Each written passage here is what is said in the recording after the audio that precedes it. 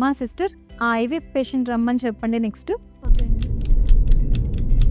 A few moments later.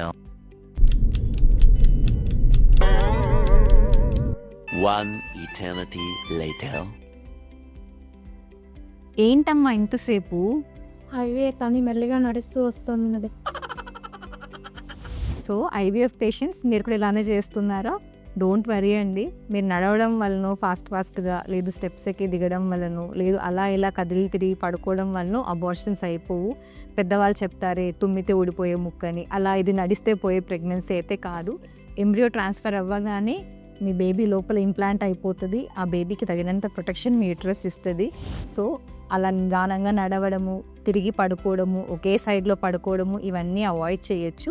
You can have your regular walking ఇంట్లో చేసుకోవచ్చు. Diet అన్నీ తీసుకోవచ్చు. మీకు కుదిరిన పొజిషన్లో కంఫర్టబుల్ పొజిషన్లో పడుకోవచ్చు. వరీ అవ్వద్దండి, ప్యానిక్ అవ్వద్దండి. If you have any concern please consult your gynaecologist.